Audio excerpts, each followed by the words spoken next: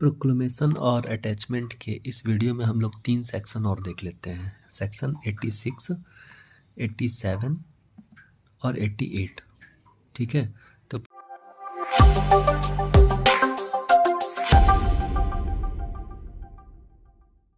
Proclamation और attachment में 86 जो सेक्शंस है वो क्या कहता है कि identification and attachment of the property of the proclaimed person. The court, on the written request of the police officers not below the rank of superintendent of police or commissioner of police, initiate the process of requesting assistance from the court or an authority in contracting a state for the identification, attachment and forfeiture of the property belonging to the proclaimed person in the accordance with the provided in the chapter 8। तो chapter 8 में जो proclaimed person के attachment के property attachment जो movable हो या immovable हो, दोनों प्रॉपर्टी के विषय में जो प्रोविज़न दिया गया है उसमें जो पुलिस ऑफिसर है, ठीक है, जो एसपी रैंक का है या कमिश्नर रैंक का है, वो उस अटैचमेंट को इनिशिएट करने के लिए कोर्ट से रिक्वेस्ट कर सकता है। वो इसलिए रिक्वेस्ट कर सकता है क्योंकि कई बार क्या होता है कि जो पर्सन है, प्रोक्लेम्ड पर्सन है, उसकी प्रॉपर्टी जो होती है किसी अदर स्टेट में भी हो सकती है। तो जब आइडेंटिफिकेशन वो कर लेता है कि इसकी प्रॉपर्टी जहाँ जहाँ है, जिस भी स्टेट में है, ठीक है, या सेम ज्यूरिडिक्शंस में भी है, तो आइडेंटिफिकेशन करने के बाद वो कोर्ट से एक असिस्टेंस मांग लेता है, ठीक है, जो उस प्रॉपर्टी को उस स्टेट में अटैच कराने में मदद करती है। ठीक है, तो उस प्रॉपर्टी को प्रोक्लेम्ड पर्सन के प्रॉपर्टी को अटैच करा दिया जाता है और उसको अपने कब्जे में कर लिया जाता है। ठीक है, तो इस तरीके से सेक्शन 86 प्रोसीड होता है। ठीक है,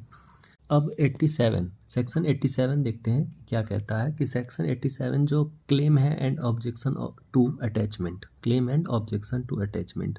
तो प्रोक्लेम्ड पर्सन की जो प्रॉपर्टी अटैच कर ली गई है, ठीक, हाँ, लेकिन उसमें इंटरेस्ट किसी और भी पर्सन का है, किसी अदर पर्सन का है। ठीक है, तो वो किस तरीके से हो सकता है? तो सेक्शन 87 क्या कहता है? Clause 1, if any claim is preferred to or objection made to the attachment of any property attached under the section 85। Section 85 के अंडर यदि कोई प्रॉपर्टी अटैच कर लिया गया तो within the month of the date of attachment, attachment के date से 6 महीने के अंदर by any person other than the proclaimed person, proclaimed person के अलावा कोई भी person, on the ground that the claimant and the objector has an interest in the such property, उस प्रॉपर्टी में जो क्लेमेंट है या ऑब्जेक्टर है उसका कोई इंटरेस्ट है, and such interest is not liable to attachment under the section 85 के तहत उसका कोई इंटरेस्ट लायबल नहीं करता है। The claim and objector shall be inquired into and may be allowed or disallowed in whole or in part. तो कई बार ऐसा होता है कि कोई इमूवेबल प्रॉपर्टी है, ठीक है, एक्यूज्ड पर्सन का, और अटैच कर लिया गया, लेकिन ऑलरेडी वो मॉर्गेज्ड हो बैंक से। ठीक है, ये नॉर्मली देखा जाता है। तो यदि वो प्रॉपर्टी ऑलरेडी मॉर्गेज्ड है तो वैसी स्थिति में क्या आती है, एक ऑब्जेक्टर जो होगा, ठीक है, वो ऑब्जेक्टर बैंक बन सकता है वहाँ पे। ठीक है, कि वो प्रॉपर्टी ऑलरेडी हमारे बैंक में मॉर्गेज्ड है, तो इसलिए इस प्रॉपर्टी को अटैच नहीं किया जा सकता है और इसमें मेरा मॉर्गेज करके इतना धनराशि उन्होंने ले रखा था। तो वैसी स्थिति में वो जो बैंक होगा वो ऑब्जेक्टर का काम यहाँ पर करेगा और सेक्शन 87 के तहत एक एप्लीकेशन मूव कर सकता है। अब दूसरी चीज़ आती है,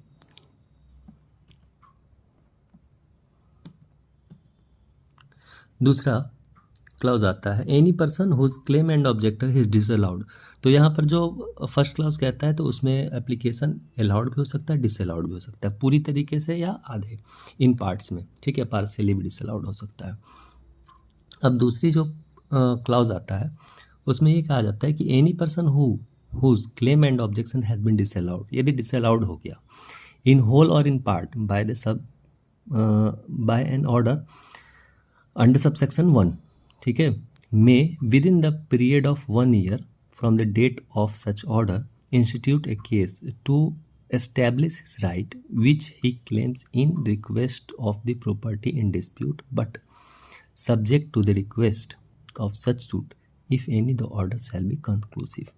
तो जैसे उदाहरण मैंने लिया बैंक का, ठीक है, तो बैंक एक ऑब्जेक्टर के रूप में यहाँ काम किया क्लॉज 1 में, ठीक है, लेकिन ऐसी स्थिति आती है कि मॉर्गेज तो हुआ था, ठीक, प्रॉपर्टी, लेकिन हो सकता है कि मॉर्गेज के सारे अमाउंट न दिए गए हों या अमाउंट पूरे पेड कर दिए गए हों, ठीक है, तो उस मॉर्गेज अमाउंट के अगेंस्ट कोई डिक्री तो बैंक के पास है नहीं। तो वैसी स्थिति में यदि डिसअलाउड उनके एप्लीकेशन को ठीक कर दिया गया है तो वैसी स्थिति में विद इन द 1 ईयर, तो सेकंड क्लाउज कहता है 1 साल के अंदर यदि बैंक अपने लोन के बिहाफ पे डिक्री कोर्ट से लेकर के आ जाती है 1 साल के अंदर, ठीक है, विद इन 1 ईयर, तो वैसी स्थिति में वो रिक्वेस्ट एक्सेप्ट हो जाएगी, ठीक है, वो रिक्वेस्ट एक्सेप्ट हो जाएगी और वो ऑर्डर जो होगा कंक्लूसिव माना जाएगा, ठीक है। तो वो उसको 1 साल का टाइम पीरियड दिया जाता है कि आप यदि ऑब्जेक्टर हैं, ठीक है, तो 1 साल के अंदर आप एक सूट फाइल कर करके अपने राइट को, क्लेम को प्रूफ कर देना होगा, ठीक है। यदि प्रूफ कर देते हैं तो वो अटैचमेंट रुक सकता है, ठीक है। अब नेक्स्ट सेक्शन 88 पर आ जाते हैं। इसमें release, sale and restoration of attach property के विषय में बतलाया जाता है, ठीक है। तो वो प्रॉपर्टी किस तरीके से रिलीज होगी, सेल होगा या रिस्टोरेशन उसका कैसे होगा। तो क्लॉज 1 कहता है if the proclaimed person appear with in the time specified in the proclamation, proclamation का जो न्यूज़पेपर में नोटिफिकेशन आता है, तो उस टाइम पीरियड के अंदर यदि प्रोक्लेम्ड पर्सन अपीयर हो जाता है तो court shell make an order releasing the property from attachment, तो अटैचमेंट से वो प्रॉपर्टी रिलीज करने का ऑर्डर दे देती है, ठीक है। क्योंकि एक स्पेसिफिक टाइम पीरियड होता है ना 30 डेज़ का,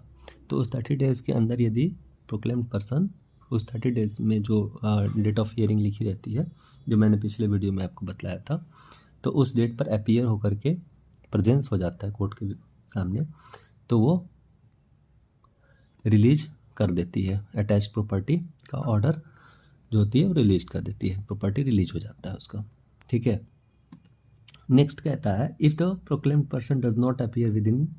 the time specified in the proclamation, यदि प्रोक्लेमेशन के टाइम स्पेसिफाइड जो दिया हुआ था उसमें नहीं अपीयर होता है तो property under the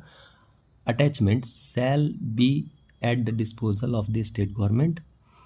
but it shall not be sold until expiration of the 6 month from the date of attachment. तो यदि स्पेसिफाइड टाइम पीरियड में प्रोक्लेम्ड पर्सन अपीयर नहीं होता है तो जो प्रॉपर्टी होगी अटैचमेंट के बाद वो डिस्पोज कौन करेगा, स्टेट गवर्नमेंट करेगा, ठीक है, shall be disposed of the state government. लेकिन डिस्पोज कब करेगा, जब अटैचमेंट का डेट का 6 month बीत जाएगा तब, until the expiration of 6 month from the date of attachment. तो अटैचमेंट के डेट से 6 महीने बीत जाएगी तो वो सोल्ड कर देती है, डिस्पोज कर देती है, उस प्रॉपर्टी को डिस्पोज कर देती है, मूवेबल हो या इमूवेबल कोई भी प्रॉपर्टी डिस्पोज कर देती है। And until any claim preferred or objection under the made under the section of 87, ठीक है, यदि कोई क्लेमेंट या ऑब्जेक्टर 87 का एप्लीकेशन लेकर के नहीं आता है तो, ठीक है, has been disposed under this that section unless it is subjected to speedy and natural decay or order consider that sale would be the benefit of the owner in either of these such cases the court may cause be sold whatever he think fit। तो जो Clement यदि ऑब्जेक्टर कोई बीच में आता है तो उसमें 1 साल का टाइम पीरियड सूट इंस्टीट्यूट्स करके अपने राइट को प्रूव करने के लिए जो टाइम पीरियड दिया गया है, तो वैसी स्थिति में क्या होता है कि डिस्पोजल जो होगा डिले किया जाएगा, ठीक है, जब तक ऑब्जेक्टर या क्लेमेंट का एप्लीकेशन डिस्पोज नहीं हो जाता है तब तक, ठीक, तब तक इस टाइम पीरियड तक वो प्रॉपर्टी सोल्ड नहीं की जाती है। ठीक, तो वैसी स्थिति में डिस्पोज नहीं किया जाएगा। अब 88 के क्लाउज 3 में आ जाते हैं। If within 2 years from the date of attachment, ठीक है, अटैचमेंट के 2 साल के बाद 6 मंथ तक स्टेट गवर्नमेंट क्या करेगी, उस प्रॉपर्टी को डिस्पोज कर सकती है, सेल आउट कर सकती है। ठीक है, वो उसकी प्रोविज़न है, उसके रिगार्डिंग वो डिस्पोज कर सकती है। लेकिन डेट ऑफ अटैचमेंट के 2 साल के अंदर, ठीक है, any person whose property is or has been at the disposal of the state government के द्वारा डिस्पोज कर दिया गया है अंडर द सबसेक्शन 2 के अंतर्गत डिस्पोज कर दिया गया। अपीयर वॉलेंटरी, अचानक से वो कोर्ट के सामने आता है या उसको एप्रीहेंड करके, ठीक है, पुलिस ऑफिसर के द्वारा या किन्हीं अन्य पर्सन के द्वारा एप्रीहेंड करके कोर्ट के विपक्ष लाया जाता है, समक्ष ले आया जाता है। तो वैसी स्थिति में क्या होगा, तब यदि वो proclaimed person prove the satisfaction of the such court that he does not absconded or conceal himself for the purpose of the avoiding the execution of warrant, तो वो पर्सन यदि कोर्ट को सेटिस्फाई कर देता है कि हम अपने आप को कॉन्सील नहीं कर रहे थे या हम अब्सकॉन्ड नहीं कर रहे थे, ठीक है, एग्जीक्यूशन ऑफ वारंट के अगेंस्ट हम भाग नहीं रहे थे कोर्ट से, मुझे नॉलेज ही नहीं था, and that he has not such notice of the proclamation as to be enabled him to attend within the time specific therein,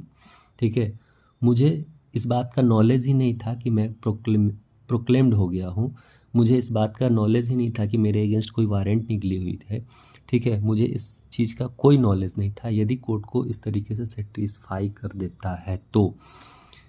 court क्या करती है, यदि उसका पूरे प्रॉपर्टी का अटैचमेंट सोल्ड आउट हो गया है, ठीक है, तो उससे जो कॉस्ट्स होगा वो उसको वापस दिला देगी। यदि पार्शियली सोल्ड आउट हुआ और पार्शियली बचा हुआ है, तो वैसी स्थिति में जो बचा हुआ है, जो प्रोसीड होना बाकी है सेल के लिए, वो उसको दे देगी, और जो सोल्ड हो गया है उससे रिलेटेड जितने भी कॉस्ट होंगे वो उसको डिलीवर्ड कराने का काम करती है। तो इस तरीके से पूरे अटैचमेंट में जो भी लॉसेस उस व्यक्ति को हुआ पड़ा है, ठीक है, जो प्रोक्लेम्ड है, जो एब्सकॉन्डर के रूप में जाना जाने लगा था, तो उस व्यक्ति को वो सारा कॉस्ट कोर्ट प्रोवाइड कराती है। क्योंकि जो भी अटैच प्रॉपर्टी सोल्ड आउट होगी स्टेट गवर्नमेंट के द्वारा, तो वो तो स्टेट गवर्नमेंट को पैसे तो मिलेंगे ही, मनी मिलेगा ही, तो वो जितना भी कॉस्ट इनकर्ड होता है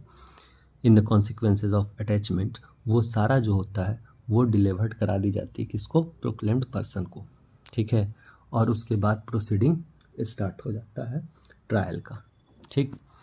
तो इस तरीके से हमने प्रोक्लेमेशन एंड अटैचमेंट को पूरी तरीके से समझाया। इसी तरीके से अटैचमेंट की जाती है। अब अगले वीडियो में हम लोग कोई नया टॉपिक आगे का देखते हैं।